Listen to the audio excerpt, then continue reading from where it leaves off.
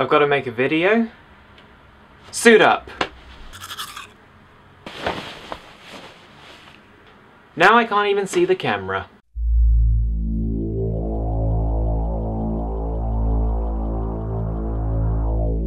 Hello decoders! Decode this. New jacket today, I thought I'd try it out, you know, sort of a suave thing. So, yeah, unless you've been paying attention to my Twitter, my computer died. And you want to know what exactly happened? My motherboard died. That is my old motherboard. Nothing wrong with my mother. So you can realise how painstaking it was for quite a while. It's not about the lack of the internet, but more the lack that I can't actually do the things I like. I get too many ideas buzzing in my head. I need to have a place to put them and make videos and take pictures, and it just puts everything on hold and it stresses you out. But it was interesting to say the least of trying to survive without a computer, and well, as you can see, I survived. Almost. But it just shows how much of an emphasis is placed more on the technology in the past few years.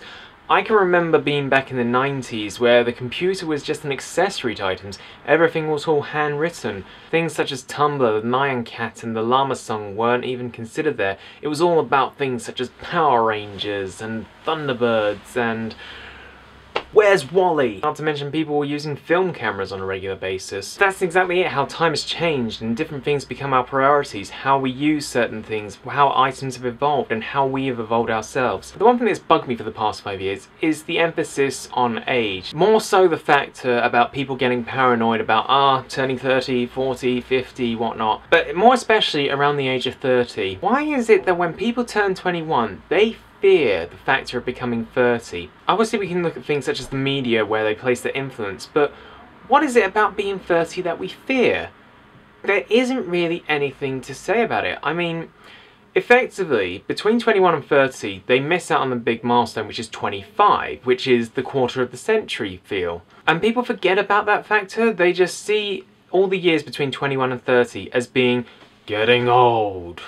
And the thing is that when I recently had my haircut, I keep looking at myself in the mirror and thinking, I am starting to look older. But I don't fear it. I'm excited. And I'm less than a month from turning 25, and I am looking forward to the experiences that lie ahead. I don't even think about things such as turning 30. I'm too busy focusing on what tomorrow and today is going to be like. Because that is the way to be, is to live in the moment, not fear what is going to lie ahead.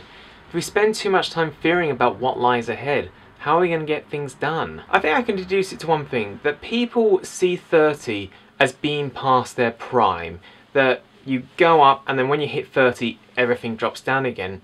The fact is that people are continuing to reach their primes way after they're 30. People just want to hold on to their youth. But you can always hold on to your youth depending on the attitudes that you have. I still feel like I'm a 12-year-old on the inside. I certainly act like one on a regular basis. But life is like a fine wine, it gets better with age. The more experience comes with the maturity that comes along the way. And I've certainly got too much immaturity with me to stop now. Like with the factor of turning 25, I'm more considering about that 5-year gap between 25 and 30, not as like, rather an opportunity. I'm turning 25, 5 years till I'm 30, and there is so much that can be done. While obviously this can be seen as sort of, oh, I'm past my prime sort of thing, it's not necessarily that. It's more that there is just so much that can be done, and if you don't start sooner, when will you? At the start of this year, I'm thinking about things such as looking outwards and just enjoying life and going for the achievement of dreams, and I already got exciting things to look forward to the moment I turn 25, such as VidCon and going to Miami as well.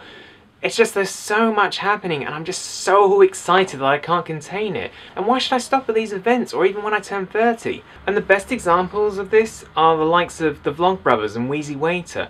They showed that there is no ending the fun when you get older.